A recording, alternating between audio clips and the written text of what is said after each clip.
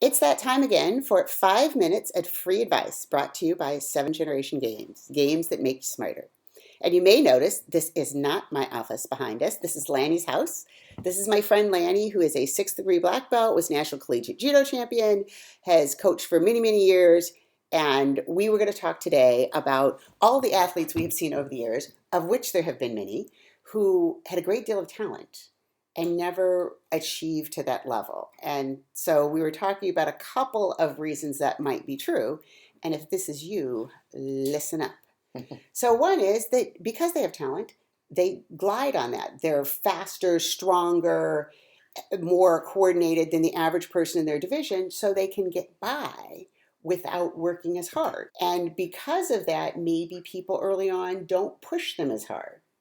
So they start to get this idea, well, I can do it. I don't need to get up at 6 o'clock in the morning and run because I have all of this talent. Did you want to add to that?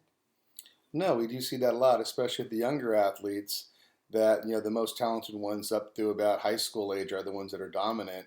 But as they pick up injuries, as the skill sets start to develop, they find that a lot of times they do miss the work ethic. And the ones that actually do put in the time are the ones that in the long run end about producing them on the mat, whether it be judo, wrestling, whatever it happens to be. And I have told players that before, that you may be ahead today. You may be number one. You may have a lot of skills, but you train really, really hard 80% of the time and you party 20% of the time because, hey, I'm so good. And we've both seen people like that. I'm sure you're thinking of some of the same people that I am, Yes. that in the end, they didn't make it. They didn't make that Olympic team, or they didn't achieve to the level that they could have because somebody who didn't have as much talent but had more work ethic was getting up at 6 a.m. and running, and they were putting in the extra practices in the gym. And so they may have had a harder time getting to that skill level. But while Mr. or Ms. Partier was over there getting drunk or had to run off an extra 5 pounds that they put on for beer, that person who was kind of the slow and steady tortoise in the race was overcoming them. Absolutely, we see that all the time. And I see a lot of athletes, as you say, put on the extra weight and they actually lose a piece of themselves on the scale. And that's often very shameful. You can't lose to the scale. And sometimes even making weight, you still are not prepared because you didn't do it the right way. And the other one, as I mentioned, is also the injuries, especially that the party guys.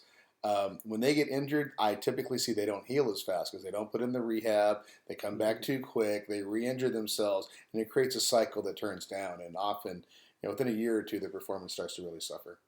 And here's an interesting thing. Steve Sack, you remember Oh Steve? yes, He's okay. on the 1980 Olympic team. And he said something really interesting to me. Steve's a PE teacher as well as a sixth degree black belt too. And he said sometimes people mistake early physical development for talent. So you have these kids that they're 13, 15 years old, but physically they're grown men or women. They've gone through puberty. They are bigger, tougher, stronger than all the other kids. And so they win. In any sport where strength is a factor, they're coming out ahead. But the funny thing that happens is eventually those other kids go through puberty too, and eventually they catch up. Mm-hmm. Terman, who's the guy who did the big studies on gifted kids, asked teachers to send down who they thought were the gifted children in their class, and he didn't get enough.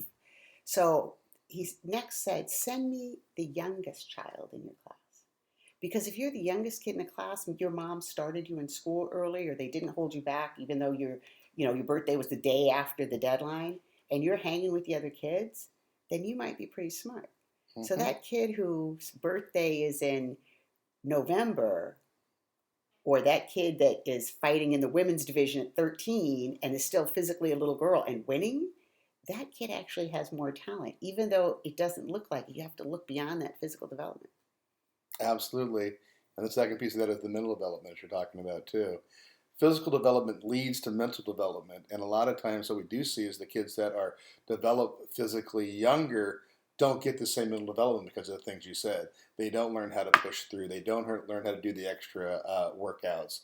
As you and I talked about earlier today, often to be the best, you have to do what everybody else does plus one. Mm-hmm. And they do what everybody else does minus one. And over time, you're losing two on that equation every single time. And over the years and months, as the other kids catch up physically, they also often have a mental advantage at that point too. And that's why we see those athletes going on better in later in high school into college and later on in maybe even Olympics.